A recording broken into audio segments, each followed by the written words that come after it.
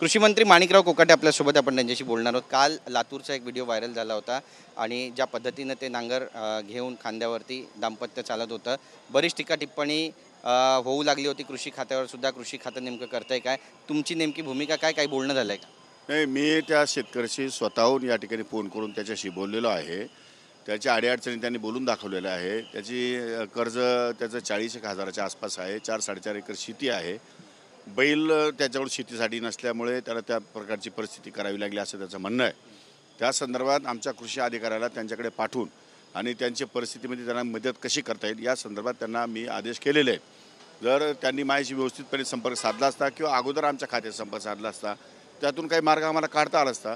परंतु ठीक आहे, मीडियाच्या माध्यमातून का होत नाही हे बाब आमच्या निदर्शनाला आलेली आहे आणि त्या संदर्भात आम्ही योग्य ती दखल घेतलेली आहे। लोणीकर काल विधानसभेमध्ये होते आणि बरीच मागणी होते की त्यांनी शेतकऱ्यांची माफी मागावी, त्यांचं जे वक्तव्य आलं होतं समोर। त्यांनी माफी ऑलरेडी मागितलेली आहे। हाऊसमध्ये त्यांनी माफी मागितलेली आहे। शेतकऱ्यांच्या भावना दुखावल्या असतील तर ते दिलगिरी व्यक्त करतो असं म्हणाले ते, त्यामुळे त्यांच्या माफीचा प्रश्न येत नाही। हाऊसमध्ये माफी मागितली त्यांनी।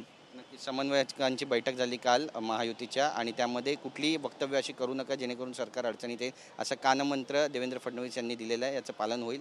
नाही, ठीक आहे ना, त्याचं पालन सगळ्यांनीच केलं पाहिजे आणि आम्ही पण सगळे करू। तो काय विषय 100% केल्याबद्दल। कॅमेरा पर्सन सिद्धेश नाईकसह गिरीश गायकवाड, TV9 मराठी, मुंबई।